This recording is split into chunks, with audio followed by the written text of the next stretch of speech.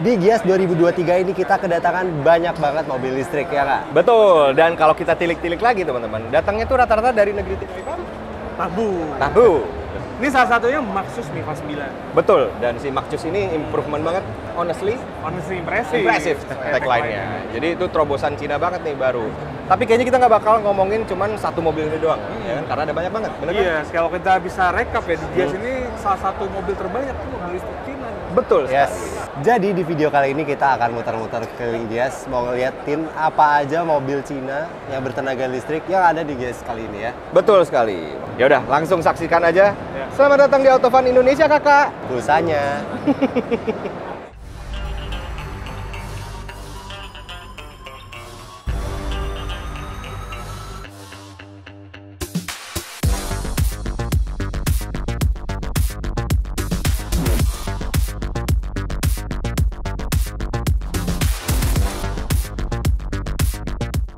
Dengan panjang 3 meteran dan lebarnya 1,5 meteran, ini tuh jadi saingan banget sama Wuling REV. Ini dia DFSK CRS E1. Harganya mulai dari 189 jutaan untuk tipe B, tipe basic. Dan ini tipe LK1 ini, itu harganya mentok di 219 jutaan. Salah satu hal pembedanya itu ada di daya tempuhnya. Di mana tipe B diklaim mampu menempuh jarak sampai 180 km untuk sekali ngecas. Sementara tipe L ini yang long range itu bisa sampai 220 km untuk sekali ngecas. Itu klaimnya.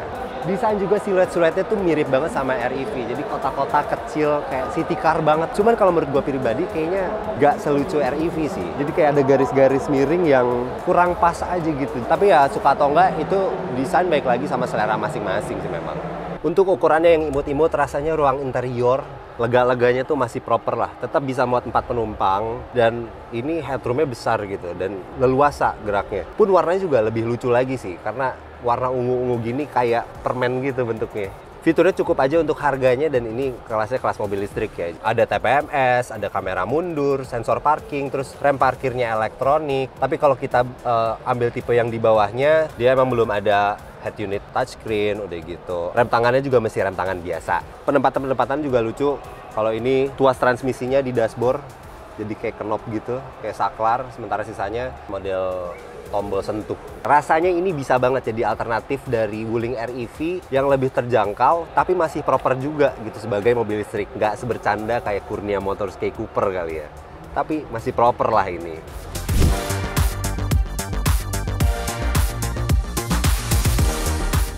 Dan opsi untuk mobil listrik perkotaan mungkin teman-teman udah kenal sama yang satu ini nih, Wuling REV. Sekarang harganya itu 243 jutaan sampai 299 jutaan, hampir 300 juta. Tapi ada potongan PPN yang bisa hemat sekitar 20 jutaan nih. Secara desain kotak-kotak juga lucu, panjangnya 3 meteran, compact banget, kecil, imut. Tapi desainnya tuh lebih, menurut gua lebih selaras gitu. Untuk refresh aja, Wuling dengan ukuran yang sebesar ini, yang sekompact ini, kabinnya pun tetap kerasa besar, kerasa roomy, apalagi ruang kepalanya. Pun dia juga tetap bisa muat sampai 4 penumpang teman-teman. Cuman warna-warnanya di sini ketimbang DFSK CRS E1 ini lebih apa ya, lebih mature gitu, lebih polos-polosan, warnanya lebih kalem. Kalau CRS kan lebih ngejreng gitu, kalau ini lebih kalem.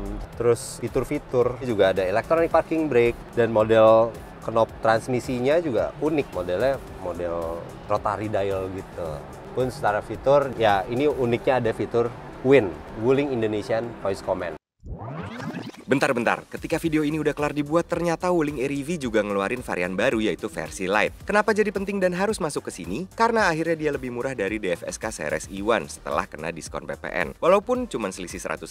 Bedanya apa? Kalau baterai sebenarnya sama aja kayak versi standar range, tapi lampu nggak pakai LED tuh. Terus bodinya single tone, nggak ada kamera mundur, nggak ada voice command, dan airbagnya cuma satu. Intinya, Wuling REV Lite dan DFSK CRS E1 boleh dibilang jadi opsi mobil listrik proper paling terjangkau. Di bawah 200 juta, friend.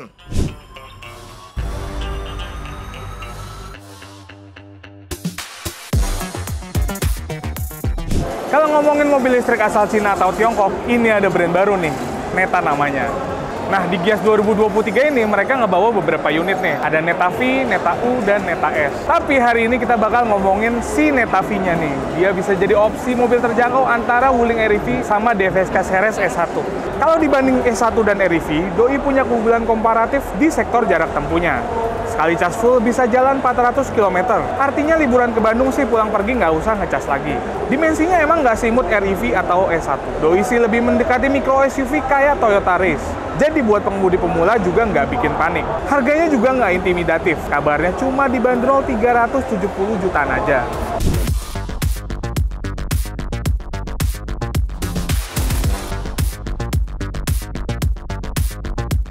Ya, ini adalah Ora O3. Sebenarnya agak mengecewakan karena di luar negeri namanya Ora Good Cat. Jadi lebih potensi jadi meme aja gitu, kucing tidak baik. Untuk sebuah mobil listrik, doi cukup unik karena nggak ngambil konsep desain futuristik. Dia lebih ke arah retro manis-manis syahdu kayak Mini atau Beetle. Kalau dilihat, siluetnya bulat, lucu, imut, kayak kucing British Shorthair. Desain interiornya nggak kalah menarik, sama imutnya dengan nuansa retro dan material yang terasa cukup premium. Cocok lah buat anak muda, apalagi tete-tete skena yang doyan nongkrong ke kafe atau mall. Nantinya mobil ini akan ditawarkan dalam 2 trim. Yang pertama standard range, dia jaraknya 400 km, dan long range yang jaraknya 500 km. Tapi, kalian jangan berharap harganya bakal semurah Wuling REV atau DFSK Seres S1. Karena, mobil yang nanti akan diproduksi di dalam negeri ini, nanti ditawarkan dengan harga 600 jutaan. Gimana? Kalian tertarik?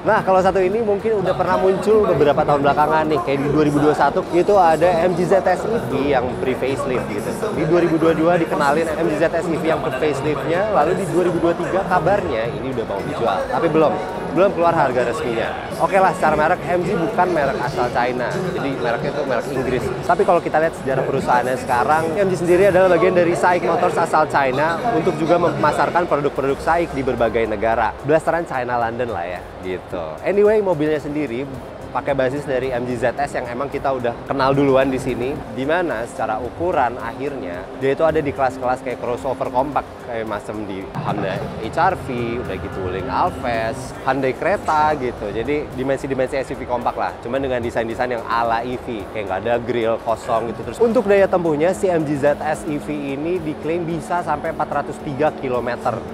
Dengan baterai 50,3 kWh. Terus tenaga mesinnya itu sekitar 177 horsepower.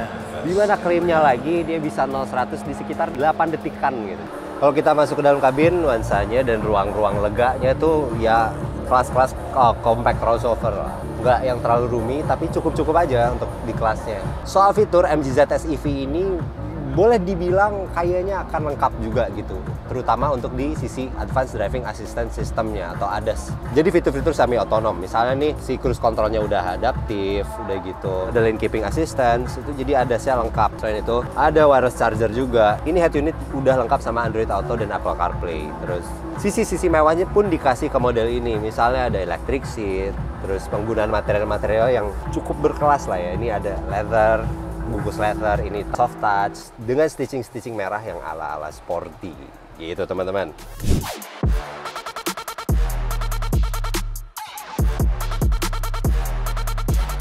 Meskipun Chery kehitung baru masuk lagi ke Indonesia, tapi mereka juga fokus sama elektrifikasi. Makanya kenapa si Omoda 5 EV ini dipajang di Gias juga, walau konteksnya baru perkenalan. Tapi kalau teman-teman lihat ini udah pakai format setir kanan yang kayaknya tuh udah siap juga dipasarin. Dan katanya sih nggak akan lama ya, sekitar mungkin akhir tahun atau tahun depan, kita juga belum tahu. Tapi mungkin nggak akan lama lagi karena produknya sendiri udah cukup siap. Secara desain sendiri sebenarnya kalau dari kacamata gua gitu ya, Omoda 5 EV ini justru lebih enak dilihat daripada yang versi bensinnya.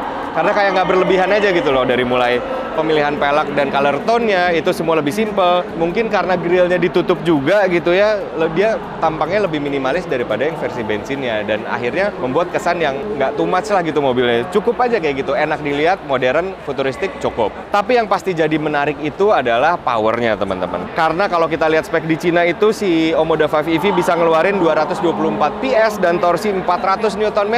Dan dengan estimasi akselerasi di 7,8 detik untuk akselerasi 0-100 km per jam ya. Nah, baterai 61 kWh-nya ini juga katanya bisa berjalan sampai 450 km dalam keadaan penuh, dan chargingnya dari 0 ke 80% itu bisa selesai dalam 35 menit. Ini menarik juga sih kalau ngelihat spek yang dari Cinanya. Dan kalau menurut gue interiornya juga sama menarik sama luarnya nih, karena sebenarnya cukup berwarna gitu, ada biru putih dengan pakai kain, dan tapi enak aja ngeblendnya soalnya pakai wood panel yang terang. di sekeliling mobil, dan aksen-aksennya tuh cukup modern minimalis gitu loh teman-teman. Kurang lebih yang bisa dilihat itu dulu karena kita nggak bisa masuk, sorry banget. Tapi kurang lebih informasinya seperti yang gue bilang tadi.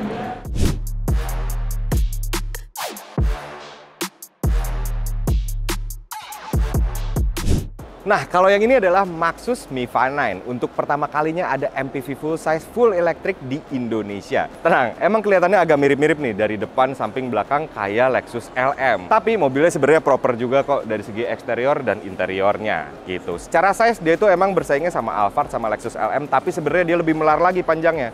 Karena sampai 5,2 meter, gede banget ini mobil. Dan karena ini full elektrik, tenaganya juga menarik.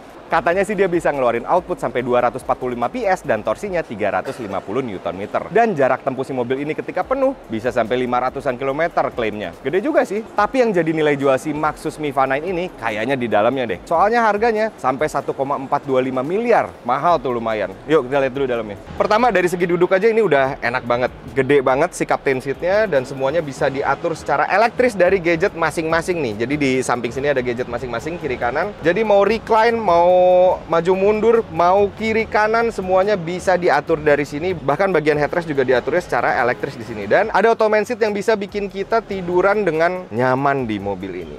Tar dulu, itu baru simpel-simpelnya doang. Teman-teman juga di sini bisa dapat kursi pijet yang bisa diatur dari low, medium, sampai high pijetannya. Dan ada berbagai macam arah gitu di punggung sini. Mau pijetannya kayak ular, mau pijetannya pelan-pelan kayak wave, atau kayak apa, itu bisa diatur. Dan ini rasanya bener-bener mewah banget nih untuk duduk di sini. Untuk sebuah mobil Cina, ini keren sih. Dan satu lagi, dia juga orientasinya gua rasa buat eksmut-eksmut nih. Karena di sini ada meja yang bisa buat makan, buat laptop, dan cukup kokoh, serta colokannya, colokan rumah boy. Widih, cakep ini. Dan selain segala fitur-fitur yang ada di bangkunya, ini juga bisa ngatur semua yang ada di mobil. Dari mulai AC nih, si gadgetnya tuh bisa ngatur AC, buka panoramic sunroof, buka kaca yang depan, buka kaca yang sini. Jadi bener-bener pengaturannya tuh banyak terpusat di sini teman-teman. Jadi ya kalau misalnya dibilang sama Alphard atau Lexus ngelawan nggak sih?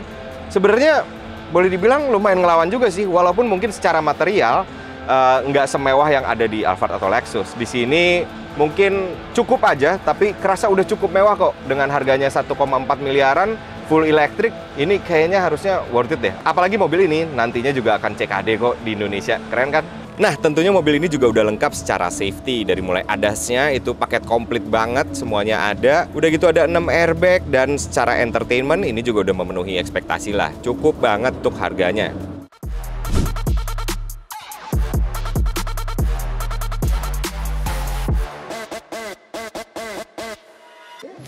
Nah, kita tadi udah keliling-keliling, jadi total ada berapa nih mobil listrik? Kurang lebih 7 mobil, walaupun yang satu udah duluan meluncur ya, Wuling tadi, ya kan? Ya udah duluan, udah duluan. Lah. Iya, udah pada tahu, udah ada yang make kali kalau itu ya. Dan dia variannya cukup beragam ya, dari harga, modelnya. Betul, dari yang murah sampai ke Maxus Mifa itu nyampe lebih dari 1 miliar. Betul, bahkan satunya 1,4 lagi. Iya, makanya. 400 juta kan banyak ya? Dulu sih nggak kebayang ya mobil Cina bisa sampai segitu harganya. Sama, baru kali ini gue ngeliat mobil Cina kayak gitu. Menurut lu gimana, Ki? Tapi ya wajar aja sih, karena itu pertama mobil listrik. Karena mobil listrik kan jarang yang murah lah, secara murah. Mobilnya juga mewah banget.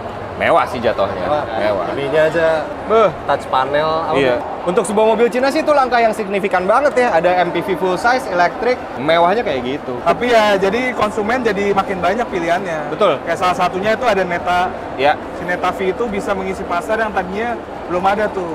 Karena kan si REV sama Ceres kan kecil banget kan. Iya benar, gue setuju. Terus range-nya juga cuma dikit. Iya. Nah si Neta tuh agak di atas dan harganya juga nggak beda jauh. Nggak beda jauh ya. Masih 3 juta. Bener, buat ya city car juga lah gitu hitungannya. Ya pada akhirnya kita tungguin aja mereka datangnya secara utuh, beneran datang. Betul. Akhirnya dijual. Betul. Kita tunggu aja nanti kayak apa rasanya. Berapa harganya? Kompetitif nggak sih? Iya, gitu. Nanti mungkin mudah-mudahan kalau misalnya kita udah punya unit tes, kita bakal sajiin juga ke teman-teman. Gitu. Oke, gitu aja kali ya. Iya. Kalau teman-teman mau cari-cari info tentang video motor, bisa kunjungi ke channelnya Motovun Indonesia. Dan kalau mau lihat websitenya bisa di autofun.co.id. Jangan lupa diskusi di bawah. Menurut kalian mobil-mobil listrik apa aja yang paling oke dari yang kita bahas tadi? Ya. Silakan berkomentar, di subscribe biar nggak ketinggalan video berikutnya. Gue Helmi Afriandi pamit. Saya Ahmad Karim pamit. Saya Taufan mau camping. Ciao. Ciao.